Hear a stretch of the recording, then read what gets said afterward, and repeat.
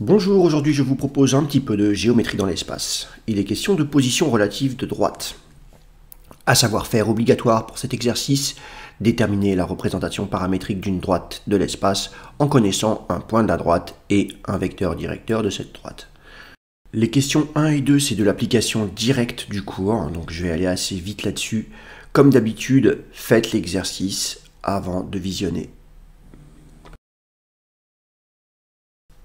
Première question, on donne donc les coordonnées de deux points dans un repère de l'espace, donc A et B, et on nous demande de déterminer une représentation paramétrique de la droite AB. Donc dans un premier temps, on va déterminer donc un vecteur directeur de la droite AB, c'est-à-dire le vecteur AB d'un candidat idéal. On y va. Moins 2, ça fait moins 4. 2, moins 1, ça fait 3. Et enfin, moins 3, ça fait moins 6. Donc le vecteur AB a pour coordonnées moins 4, 3, moins 6.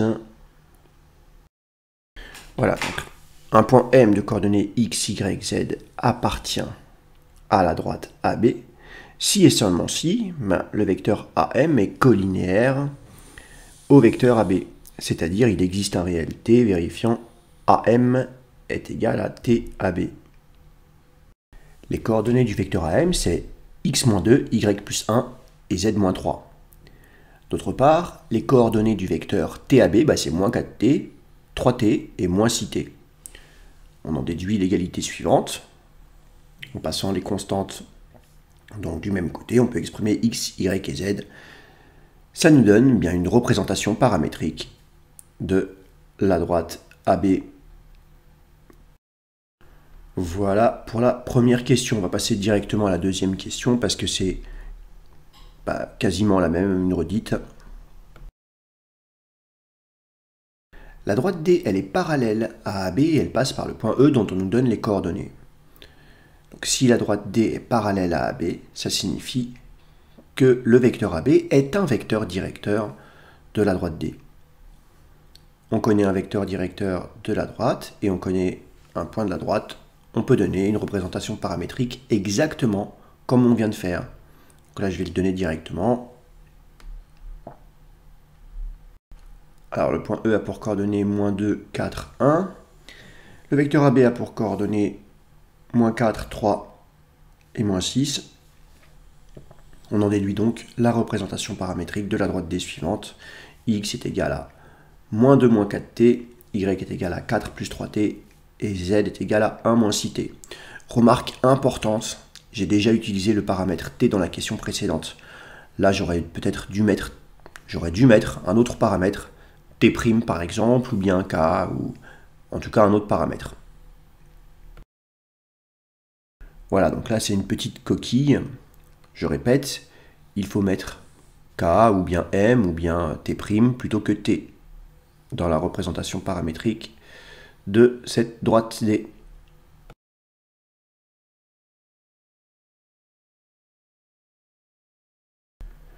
Ceci nous mène à la question 3. On considère un point F de coordonnées 2, 2, 9, très bien.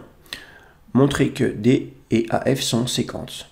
Attention, on est dans l'espace, c'est-à-dire que deux droites qui ne sont pas séquentes ne sont pas forcément parallèles. Elles peuvent aussi être ni séquentes ni parallèles, c'est-à-dire non coplanaires. Donc on va commencer par montrer qu'elles ne sont pas parallèles. Ça c'est facile puisqu'on connaît, on est capable de donner un vecteur directeur de chacune des deux droites. Ça va aller vite. Et ensuite, il va falloir montrer que effectivement elles sont séquentes et on va en déduire directement la réponse à la question 3b, le point d'intersection de ces deux droites. La droite D a pour vecteur directeur moins 4, 3, moins 6. La droite AF a pour vecteur directeur donc le vecteur AF, il suffit de prendre les coordonnées de F moins celles de A, on obtient 0, 3, 6. Donc c'est évident qu'il n'y a pas de lien de proportionnalité entre les coordonnées de ces vecteurs, ils ne sont pas collinéaires. Si je fais moins 4 fois 0 pour obtenir l'abscisse, j'obtiens 0. Et si je fais donc 3 fois 0, j'obtiens pas 3. D'accord? Donc ça ne sert à rien de vérifier pour la côte. On ne trouve pas, bien sûr, 6 non plus.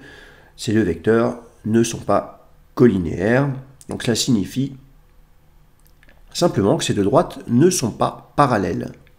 Maintenant, ça ne veut pas dire qu'elles sont séquentes pour l'instant. Ça signifie qu'elles sont donc soit séquentes ou alors non coplanaires. Alors on écrit simplement qu'un point P de coordonnées x, y, z appartient à l'intersection de la droite D et de la droite AF. Si et seulement si, eh bien, les coordonnées de ce point P, c'est-à-dire x, y, z, vérifient à la fois donc, la représentation paramétrique de la droite AF et donc celle de la droite D. Attention ici, c'est pas B, c'est un F. Hein. Décidément, il y a quelques petites coquilles dans cette correction. Voilà, tout le long, je ne vais pas le remettre à chaque fois. Ici, c'est un F, pas un B. Le point A a pour coordonnées 2, moins 1, 3. Le vecteur AF a pour coordonnées 0, 3, 6. Donc voici une représentation paramétrique de la droite AF. Alors je mettais, mais j'aurais dû mettre un autre paramètre que ceux utilisés précédemment, bien sûr. Voilà, je vais mettre juste à côté eh bien, une représentation paramétrique de la droite D. Voilà. Et le point P de coordonnées x, y, z appartient à ces deux droites. Donc on doit avoir à la fois x est égal à 2 et x est égal à moins 2, moins 4 fois k. Voilà, je change le paramètre t en k. Et donc on doit avoir y qui doit être égal à la fois à moins 1 plus 3t et à 4 plus 3k. Enfin, on doit avoir p qui appartient à l'intersection des deux droites, donc elle appartient aux deux droites. Donc on doit avoir z qui doit être égal à 3 plus 6t et z qui doit être égal à 1 moins 6k. Donc on obtient 3 plus 6t égale 1 moins 6k. Voilà, j'espère que vous ne vous embrouillez pas avec ces paramètres. T, K, T1, T'. Vous mettez les paramètres que vous voulez.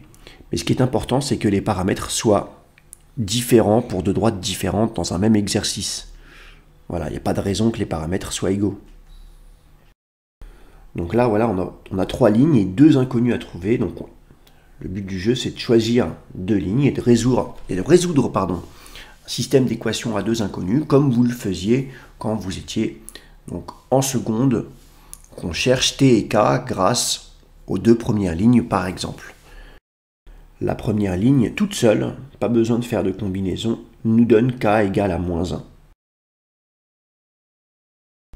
On n'a plus qu'à remplacer k par moins 1 dans la deuxième ligne.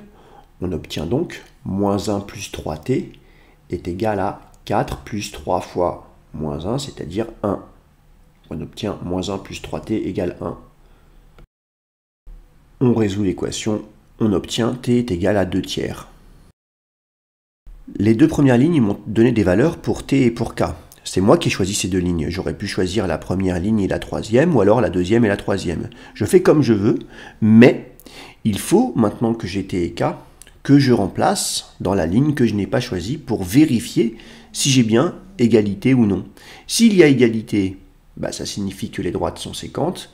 Sinon, ça veut dire qu'elles sont non coplanaires. Alors, en remplaçant t par 2 tiers dans la troisième ligne, je trouve 3 plus 6 fois 2 tiers. Ça fait 3 plus 2 fois 2. Ça fait 7. Voilà. Et d'autre part, hein, en remplaçant k, donc toujours dans la troisième ligne, par moins 1, je trouve 1 moins 6 fois moins 1, bien sûr. Ça fait 7. Alors je dis bien sûr, c'est pas toujours le cas, mais là, on nous dit de montrer qu'elles sont bien séquentes. Alors maintenant, il faut répondre à la question 3 petit b. Il faut que je détermine les coordonnées de ce point P. C'est facile maintenant que j'ai les valeurs des paramètres pour lesquels les droites sont séquentes. Donc je reprends soit la représentation paramétrique de D ou celle de AF. Moi j'ai choisi AF, voilà. Alors attention, c'est des K, on a dit. Hein. Voilà, en remplaçant K par moins 1, donc c'est ce que j'ai trouvé. Je trouve donc le point P qui a pour coordonnées 2, 1, 7. Voilà, j'espère que c'était suffisamment clair. Travaillez bien.